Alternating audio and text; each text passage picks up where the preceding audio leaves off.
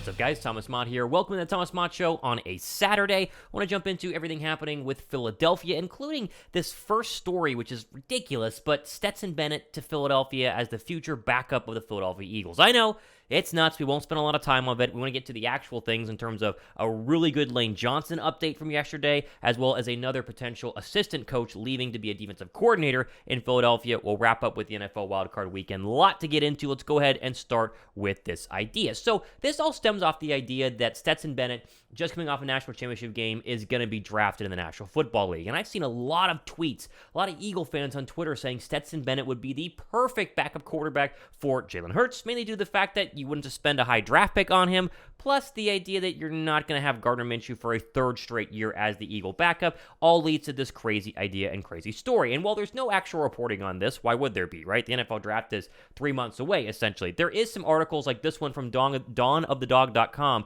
that gives you the comparison of Bennett to Jalen Hurts and lets us Eagle fans kind of decide how we want to go for our backup quarterback of the future based on, a couple of other factors, which I'll show you guys here in just 1 second. So I want to go ahead and just jump to this part of the article. Quote, "In professional sports, Stetson is not alone. Perhaps few exceptions, all athletes will experience negativity throughout their careers, and in those that take the criticism and move forward, and those where success comes after. Take the Philadelphia Eagles quarterback Jalen Hurts, whose comparison to Bennett is spookily similar."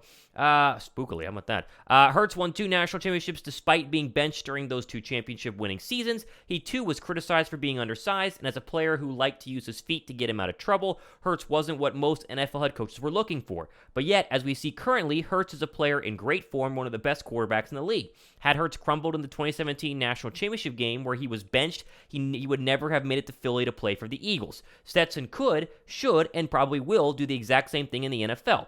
All too often, I read all too often, so too will Stetson, have noticed the comments from professional writers about him being a good backup, worth a punt, or worse still, undraftable. Not exactly glowing references from the draft analyst community. Many find Bennett to be a polarizing character. His confidence can be misconstrued as arrogant, but this confidence is what every high-level athlete requires to make it to the top of the game, end quote. And so you see the comparisons there, right? How could you pass up on a quarterback who did win back-to-back national championships games, despite the fact that most people deem him to be undraftable? Well, I think Philadelphia easily could, and I'm making a pitch right now that while Bennett could be an interesting backup option, I think there are plenty of other quarterbacks. Here's the problem. It's not that Stetson Bennett's not good. Look at the list here of Yahoo Sports of potential quarterbacks to come out of the 2023 NFL Draft. Now, you get rid of the couple of first-round guys who Philadelphia has no shot at getting as their backup, like Bryce Young and C.J. Stroud, even an Anthony Richardson, Hendon Hooker, right? These two guys, one coming off of a very serious knee injury, still are not necessarily the backup type for Philadelphia, although Hooker, if he were to actually fall,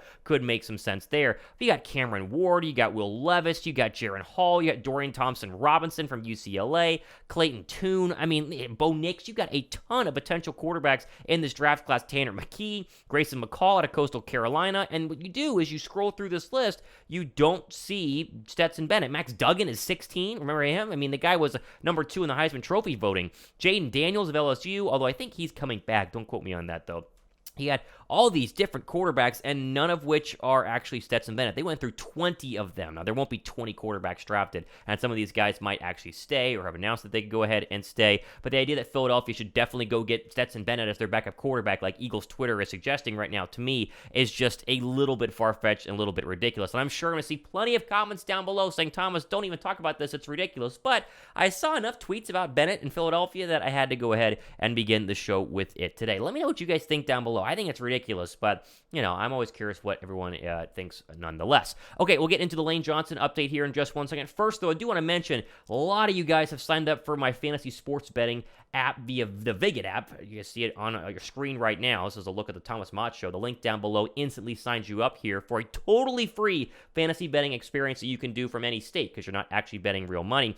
I just want to quickly note something here. On the leaderboard, look who's number 3 right now. I'm 25-21 on my bets so far this year. I found out how to do parlays on this app, and I am doing really well the past couple of days, and I am hammering right now. Absolutely. Already have my bets in. Of this betting tab. I'm all in on Seattle plus 9.5 this afternoon, which maybe I'm wrong by the time you're watching this show. I like Jacksonville. It was plus 2.5 whenever I placed that bet. Jump into the Vig It app. Jump into my fantasy sports betting league here. The password is gobirds, and the number one cumulative winner after the Super Bowl is going to go ahead and get a free Eagles jersey of their choice. Chris White so far is leading that. He's hit a bunch of parlays. Bunch of you guys in here. Jump into the Vig It app, have some fun with some basically fake betting with fake coins, and we'll see who is the best fantasy sports bettor by the end of the NFL playoffs. All right, let's move over here to a quick update on Lane Johnson. This is pretty good stuff, and I want to emphasize that he's going to play next week, but the question always was how healthy would he be? This is pretty good. For the first time since suffering a torn abductor against the Cowboys in Week 16, Eagles right tackle Lane Johnson returned to practice on Friday morning. This is from NBC Sports Philadelphia. Johnson, 32, is attempting to forego surgery and play in the playoffs. Eagles will host a divisional round game on the 21st or 22nd of January. After going down against the Cowboys, Johnson missed the last 2 games, regular season against the Saints and Giants. Jack Driscoll played right tackle in his place. Here's the interesting part. During the portion of Friday's practice open to reporters, Johnson stretched with his teammates and participated in some position drills to welcome development after Johnson was on a side field with a trainer on Thursday. Here's a good example. There he is right there. This is from Dan Zangaro of NBC Sports. He's actually moving around. That's like a real rep. I know they're not wearing pads, but that is a real rep. And then, of course, he goes into the idea that Jalen Hurts did do a little bit more of throwing on Friday's practice. He didn't do that on the Thursday practice, at least very light. But you see here the video, again, as it tries to buffer and load, it is a video of him actually throwing a football. So for all the people that I continue to see down in the comments section who keep telling me, Thomas, we're screwed, we're all injured, I don't believe this, I don't believe that, they're not, guys. They're going to be very, very healthy. The one player they're not going to have in the Saturday or Sunday matchup next week against whoever it is, and we don't know at this point, is Avonte Maddox. Everybody else is going to play, and I expect everybody else to play at a very, very high level, and that, I think, is good news for everybody involved. Okay, quickly, I do want to mention this storyline that broke yesterday. Again, this is actually early this morning, NBC Sports Philadelphia. There's a chance that the Browns will be going to poach one of the Eagles' defensive coordinators for their official head coach or defensive coordinator opening. Here's a story.